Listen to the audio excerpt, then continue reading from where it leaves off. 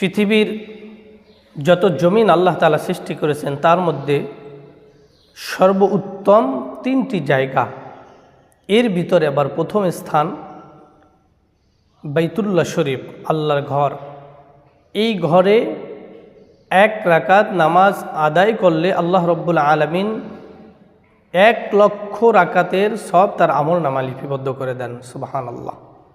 2 নম্বর, রসুল সাল্লাল্লাহু আলাইহি সাল্লাম বলেন, আমার মসজিদ, তার মানে হলো মসজিদে নববী, মদিনাতুল মুনাওয়ারায় রসুলের মসজিদে যে ব্যক্তি 1 রাকাত নামাজ আদায় করবে তাকে 50 ওয়াক্ত নামাজের সব আমল নামায় তার দেওয়া হবে। 3 নম্বর, বাইতুল আকসা, এই আকসায় যে ব্যক্তি 1 রাকাত নামাজ আদায় করবে আল্লাহ তাআলা তাকে 25,000 রাকাতের সব এবং তার সমপরিমাণ, কোনোটায় 1000 বা 500 বলা হয়েছে, সব তার আমল নামায় দেওয়া হবে। এই জন্য এই ভূমিটা কত পবিত্র চিন্তা করুন একবার। এই ভূমিটা কত পবিত্র, পৃথিবীর 3য়তম স্থান, পবিত্র স্থান। এই স্থানকে রক্ষা করার জন্য প্রত্যেকটি মুসলমানের তার অবস্থান থেকে যা কিছু প্রয়োজন সেটা করতে হবে। এটা একটা ইমানি দায়িত্ব। শুধু ইমানি দায়িত্ব বলেও শেষ হবে না, কারণ এই জমিন, এই মসজিদুল আকসা, এটা মুসলমানদের কিবলা। সর্বপ্রথম যে কিবলা আমরা যেদিক ফিরে নামাজ আদায় করেছি সেটা হলো বাইতুল আকসা। রসুল সাল্লাল্লাহু আলাইহি সাল্লাম 10 বছর পর্যন্ত এই মসজিদের দিকে ফিরে নামাজ আদায় করেছেন। এরপরে আল্লাহ তাআলা, রসুলের মনটা চেয়েছিল যে বাইতুল্লাহ শরীফের দিকে ফিরে নামাজ আদায় করবে। আল্লাহ তাআলা আয়াত নাজিল করে জিব্রাইলের মাধ্যমে নামাজের ভিতরে ঘুরিয়ে দিলেন, রসুল এখন আপনার মনে যা চায় তা তো আমি বুঝতে পেরেছি, এজন্য আপনার বাইতুল্লাহ শরীফের দিকে ঘুরিয়ে দিলাম। যেই দিক থেকে রসুল সাল্লাল্লাহু আলাইহি সাল্লাম কিবলা করে 10 বছর নামাজ আদায় করেছেন, সেই জমিনটা মুসলমানদের কাছে, সেই মসজিদটি মুসলমানদের কাছে কত গুরুত্বপূর্ণ। ইহুদিরা সর্ব অবস্থায় চায় মুসলমানদের এই মসজিদটি দখল করতে।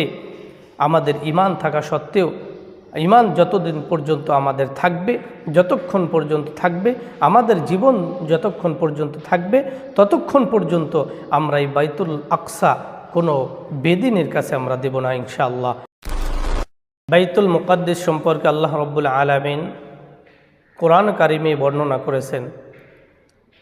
এই ফিলিস্তিনের জেরুজালেম, বাইতুল মুকাদ্দাস এবং তার আশেপাশে জমিন যে কতটা বরকতময়, এ সম্পর্কে আল্লাহ তাআলা সূরাতুল বনী ইসরাঈলে ইরশাদ করেন, সুবহানাল্লাযী আসরা বিআবদিহি লাইলাম মিনাল মাসজিদিল হারাম ইলাল মাসজিদিল আকসা আল্লাযী বারাকনা হাওলাহু লিনুরিয়াহু মিন আয়াতিনা ইন্নাহু হুয়াস সামিউল বাসীর। সূরাতুল আরাফে বর্ণনা করা হয়েছে, সূরাতুস সাবায় বর্ণনা করা হয়েছে এবং সূরাতুল আম্বিয়ায় 71 এবং 81, এই 5টি আয়াতে এই বাইতুল মুকাদ্দাস সম্পর্কে আল্লাহ তাআলা যে বরকতময় এটা তিনি বর্ণনা করেছেন। অতএব এই বর্ণনা শুধুমাত্র আল্লাহ করেছেন, আমরা এর বরকত পাবো না এমন নয়। ওখানে যারা ফিলিস্তিনে যারা বসবাস করেন আশেপাশে, তাদের জন্য তো বরকত, মুসলমানদের জন্যও বরকত। এই জন্য মুসলমানদেরকে এই জায়গা, এই ভূমি রক্ষা করা এটা তাদের কর্তব্য, ঈমানি দায়িত্ব। সকলের প্রতি আহ্বান থাকবে বাইতুল মুকাদ্দাস মুক্ত করার জন্য যার যা প্রয়োজন, যা করা প্রয়োজন, যেখান থেকে যেভাবে সমর্থন প্রয়োজন, যেভাবে কাজ করলে বাইতুল মুকাদ্দাস কাফের বেদিন থেকে মুক্তি হতে পারবে, মুক্ত করতে পারবে, এভাবে আমাদের মুসলমানদের কাজ করা উচিত। কারণ আল্লাহ তাআলার এই পবিত্র ভূমি, এখানে শুধুমাত্র পয়গম্বর আলাইহিস সালাতু ওয়াস সালামকে মেরাজই করার নাই।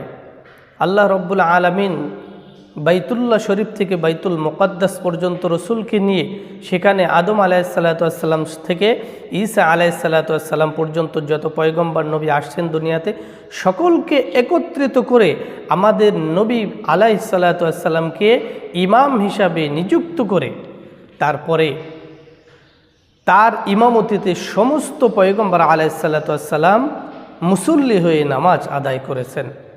ওই ভূমি, ওই মসজিদ, ওর আশেপাশে কত বরকতময় হতে পারে একবার চিন্তা করুন। এজন্য আসুন আমরা ওই বাইতুল মুকাদ্দাস, ফিলিস্তিনের জেরুজালেমের ওই জমিনকে রক্ষা করার জন্য যা কিছু প্রয়োজন ইনশাআল্লাহ আমরা সেটাই দিতে প্রস্তুত। আল্লাহ তাআলা আমাদের সকলকে ঈমানকে মজবুত করে দুনিয়ার জমিন থেকে বিদায় নিয়ে যাওয়ার তৌফিক দান করুন।